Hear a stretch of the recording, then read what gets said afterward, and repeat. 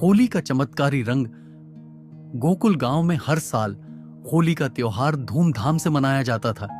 गांव के हर गली मोहल्ले में रंगों की बौछार होती, ढोल नगाड़ों की गूंज उठती और लोग मिलकर गुजिया, मालपुए और ठंडाई का आनंद लेते।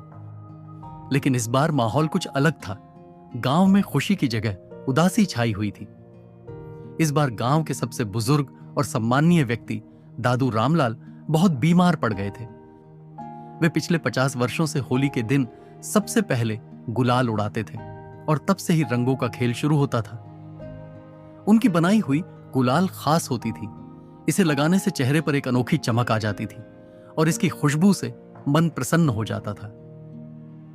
लोग मानते थे कि उनके बनाए रंगों में दुआओं की शक्ति होती थी।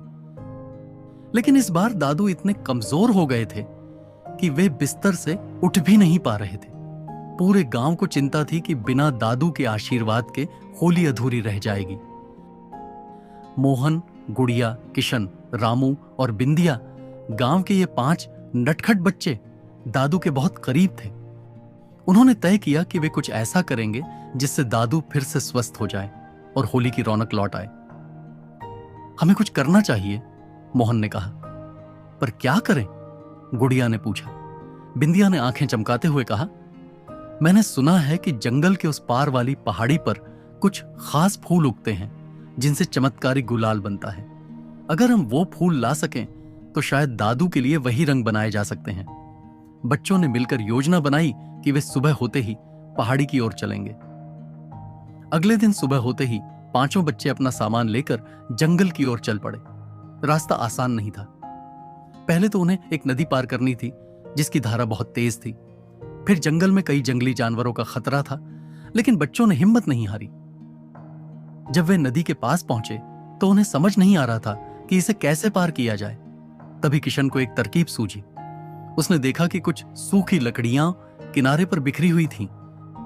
उसने बाकी बच्चों के साथ मिलकर लकड़ियों को एक साथ बांधा और एक छोटी सी बेड़ी बना ली। सभी बच्चे उसमें बैठकर नदी पार कर गए। जैसे ही वे जंगल में पहुंचे, वहां घना अंधेरा था और तरह तरह की आवाजें आ रही थीं। अचानक झाड़ियों में से एक तेंदुआ निकल आया। सभी बच्चे डर के मारे एक पेड़ के पीछे छुप गए। तभी मोहन को याद आया कि उनके पास एक छोटी सी गुड़िया है जिसमें घंटी बंधी थी। उसने हिम्मत जुटाकर घंटी बजाई और आवाज सुनते ही तेंदुआ भाग गया। आखिरकार वे पहाड़ी के उस हिस्से तक पहुंचे जहां रंग बनाने वाले फूल उगते थे। फूल चमक रहे थे और उनमें से एक अनोखी खुशबू आ रही थी।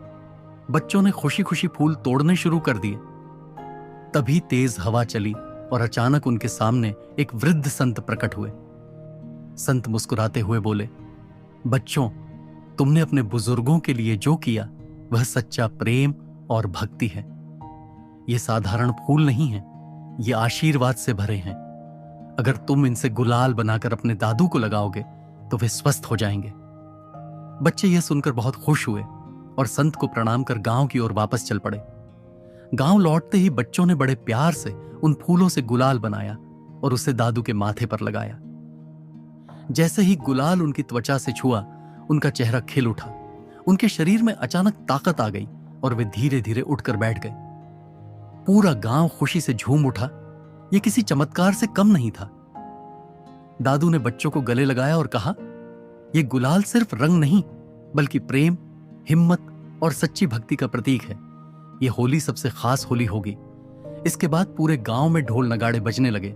सभी ने एक दूसरे को गुलाल लगाया और रंगों की बौछार से पूरा गोकुल झूम उठा। इस कहानी से हमें यह सीख मिलती है कि होली केवल रंगों का त्योहार नहीं बल्कि प्रेम, साहस और आशीर्वाद का पर्व भी है। जब हम सच्चे दिल से किसी के लिए कुछ करते हैं तो चमत्कार जरूर होता है। दोस्तों, अगर आपको ऐसी कहानियों को सुनने और पढ़ने का शौक है तो हमारे YouTube channel the story hub को सब्सक्राइब और लाइक जरूर करें। धन्यवाद।